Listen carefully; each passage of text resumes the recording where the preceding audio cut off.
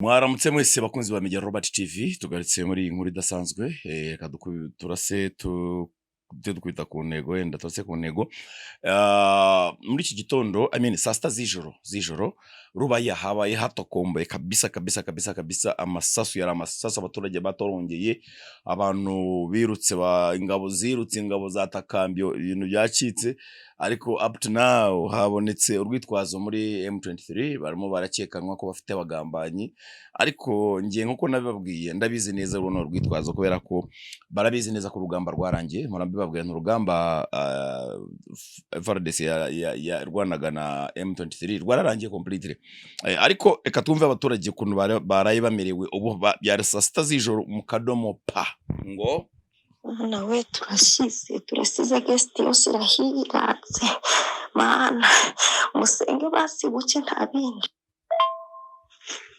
muraho neza muryango mugari mukomere turi hano za buguri ako twe doro nimeze nabi hano muri izi site za Gisuma irarashe kabisa n'ubungi kiri gisasi kirekuye muri amasaha sita ngicyo irarashe kabisa dukomeze guhana ngicira kirekuye kabisa muri amasaha sita duhana amakuru niba nta kikoze kabisa ariko dore nimeze nabi hano muri za Gisuma na Rubaye sawa murakoze. Nagira ngo mbabwire yuko uru rugamba bisigaye nibyo kugira ngo bemeze abanyamurenge cyangwa n'abari abantu baturiye Kivu y'Uburasirazuba Kongo y'Uburasirazuba aza Kivu zombi hamwe n'iyo Masisi yose kugira ngo isezerano umusaza yabahaye Kagame mwumve ko ari bya ukweli mtapewa inchi muzi ko muzabona igihugu naho bundi biye byose murimo ni kirondwe kiri ku ruhu rw'inka yabazwe kera nta maraso anyunyuzwa mu just you are there you are there kabisa hanyuma rero iyo ntambara isa nkaho wenda igana ku musozo nkuko mbibabwira RDF irimo iragenda iva mu bice inaondoka kabisa inaondoka na amavideo menshi cyane banafunga mizigo naondoka msururu mmoja ari nako Kigali nanone ikintu kigenda gishobera abantu mu Rwanda baragenda bongera ikintu cyitwa trainings no kuhamagarira abantu kujya mu ngabo byo twakwita ngo no kwikoza ubusa mbonye itangazo rigaragaza tariki enye Kicukiro horera ya Kaga stade abandi tariki 6 kujyana kwiyuka ku kibuga cya Yoreka abandi bakajya hehe mama abo ibyo byose barimo ukibaza ingabo ejo bundi hapasinze igihumbi nyango mwarabibonye abo bose n'abana bagiye kujya gushirira hariya barashaka kugira ngo ba defending uduce basigaranye bashobora kuba biba mutuzahabu ariko noneho bakaza mu bundi buryo bazajya abo bose barapasinga bagenda bajya muri Red Tabara bitwe Red Tabara baje guhungabanya umutekano badai niba mara kubona ko byose birangiye kugira ngo aho ubona barabizi ko Kagame avuga ngo aho kuguhomba yaguhombye ukigiye gukurikiraho no gukora iki no gufata izo Red Tabara zigatangira guhinduka ikintu cyitwa zigahindukira banuza batwirwaneho babarasagure usibye ko twirwaneho bamaze kumenya umuco twirwaneho bamaze kuba ikintu cyitwa indiyariya kuko bamaze kumenya ko u Rwanda ari indiyamirizi naho bahitamo kugira gute kubahindukira kubabera indiyariya ubu tuvugana uko bimeze twirwaneho matayalisho igikundi kimwe twirwaneho yagabanutse mu bice bibiri hari uruhande rumwe buriya cya nuza cya Nyarugabo ni ikigambanyi kibi nago nari nkizi ni cyadira gikunda amafaranga kabona umugore wacu yakirukaniye inyuma kunuza ku rubaraza rucyararagariya muri Canada kubera uburevi ubusinzi none cyahite kihindukiramo kisa nka gikwepa cyo kirimo kiriyomeka kuri gikomeje kunkankaniya kuri Kagame ariko harimo abandi bana bakuru bamaze gufata umwanzuro ba planningaga no kucica ahubwo ibyo byo ina makuru mfite yimvaho hanyuma rero nongere mbibutse ko turacyari muri bya bihe byo gukomeza kunamira umuntu witwa Karasira Aimable nago amaraso ye agenda gutyo gusa agomba guhitana benshi ku muntu wese wabigizemo uruhare ndetse n'umuryango wabo imiryango yabo buri muntu wese wamurambitse ibiganza akagira uruhare rwo kumwica agomba guhura n'ibibazo. Twabonye umuhungu mwiza abara translatinga ku bigendanye n'iryo pfa rya Karasira. Se ndabibonara noneho murambamba nimbibura, reka ndebe. Okay, I think ni biri mu Kiswahili. Ndagira ngo abantu benshi cyane bari Tanzania bagiye bavuga ngo tujaribu tafadhali tutafauthiri kwa Kiswahili, kwa lugha ya Kiswahili, kwa sababu kwa hiyo kifo cha huyu jamaa vile vile tulivyotafauthiri katika Kiswahili, kwa lugha ya Kiswahili baada ya kifo cha kina late marehemu Kizito Mihigo. Baadaye kumekuja na huyu Karasira Aimable, pia yeye kakufa na watu wake waliuawa na pia hizo Ngotanyi. Huyu ametafauthiri, tusikilizeni. Kijana huyo mnayemuona anatoka kwenye jamii ya Watusi, ni Mnyarwanda, jina lake Aimable Karasira. Aimable amezaliwa Rwanda, akakomalia Rwanda. Wakati wa mauaji ya kimbali huko Rwanda mnamo mwaka wa 1994, Aimable na familia yake walinusurika kifo. Walinusurika hayo mauaji dhidi yao yaliyofanywa na Interahamwe, ambao wengi wao walitoka kwenye jamii ya Wahutu. Baada ya kunusurika na familia yake, mama yake alipata kazi mwaka huo, kazi ya kutafsiri. Alikuwa ni mwalimu, alikuwa anajua Kifaransa. Pakaja wazungu kufanya upelelezi kuhusu haya mauaji, watu walipokufa huo mwaka. Baada shirika hizo zilikuwa shirika za kibinadamu zilizokuwa zinafanya upelelezi baada ya mauaji huko. Nini imetokea, watu gani wameuawa? Mama yake na huyu kijana akasema kwamba, akaambia hizo shirika za kibinadamu kwamba pia na Wahutu wameuawa na hao wa Inkotanyi. Kwa bahati mbaya Inkotanyi zikajua hayo mambo, kama huyu mama ametoa taarifa hizo kwa hizo shirika za kibinadamu. Ndipo walikuja wakaua familia yake yote, familia ya huyu Karasira. Sasa hiyo vificho unayoona hapo kwenye nimeweka hapo ni picha, ni screenshot nimechukua kutoka kwenye YouTube. Kuna video ambayo iko kwa YouTube. Kuna channel inaitwa Gatebuka, ndio nilipata picha hiyo. Katika video hiyo marehemu hayati Aimable Karasira alifanya video hiyo mnamo mwaka wa 2020.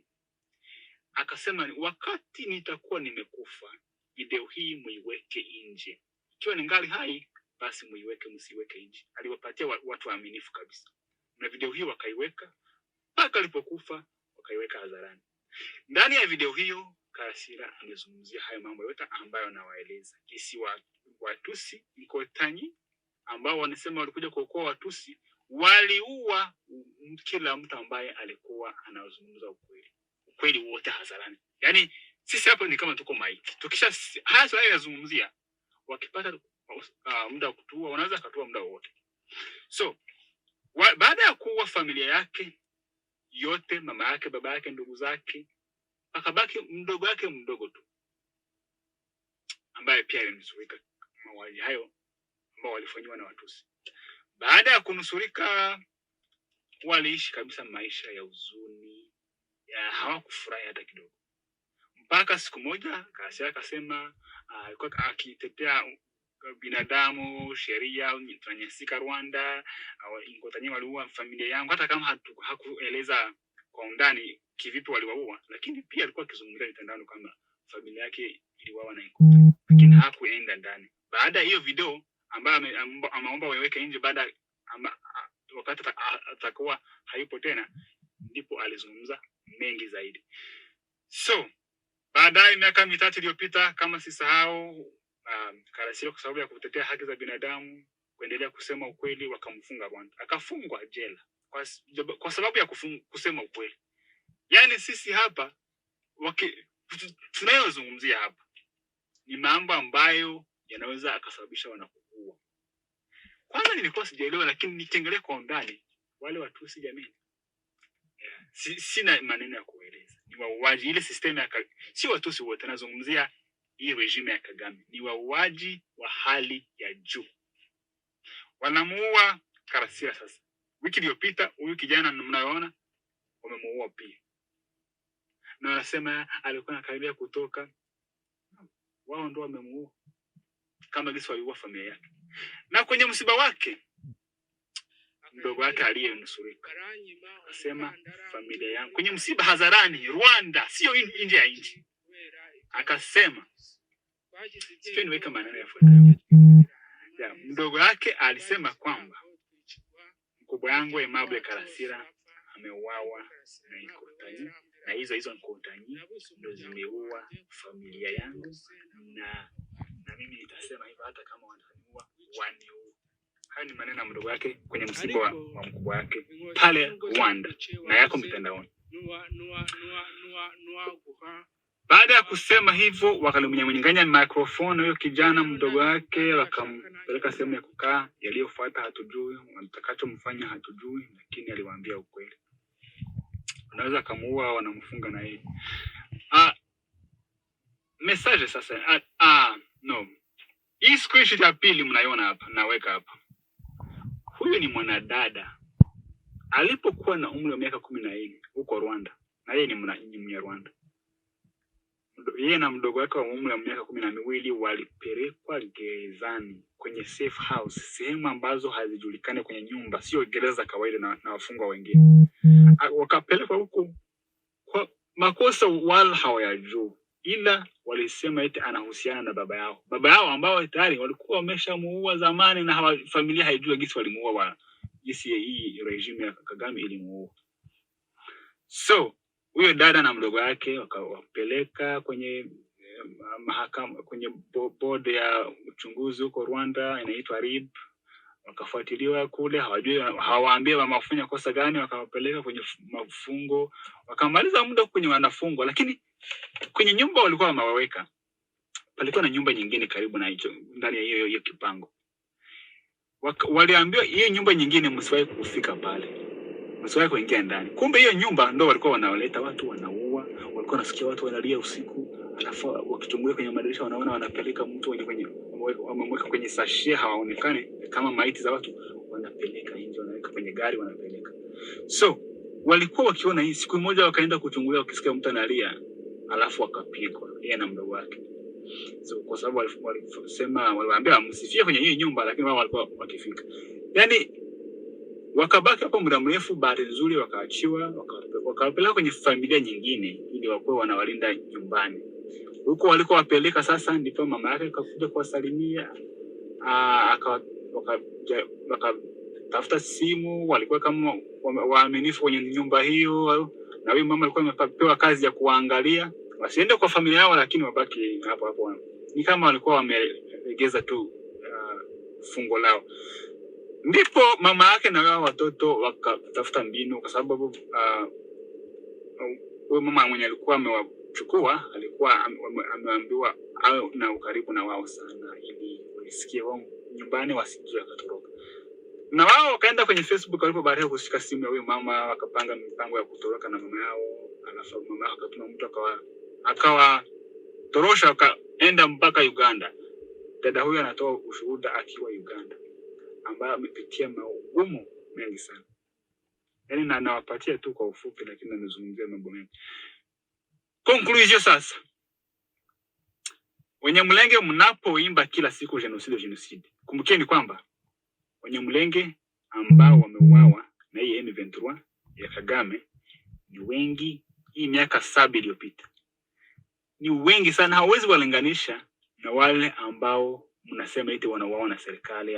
Wanyamulenge wanapokufa, waliokufa wa victim wakati wanauawa na jeshi la serikali ni wanawake 5, kama ilikuwa 2020 pale Minembwe. Wanawake walikuwa Inosa, lakini jenerali mwenye alikuwa pale alikuwa Yave, alikuwa ni wale watu wa kabila ndio waliwaua. Mwingine alikuwa Kamenzobe ambao ameuawa Lweba, alikuwa na wanajeshi wake. Pengine wengine pia wanajeshi wa kabila ambao pia hawakusaidia chochote.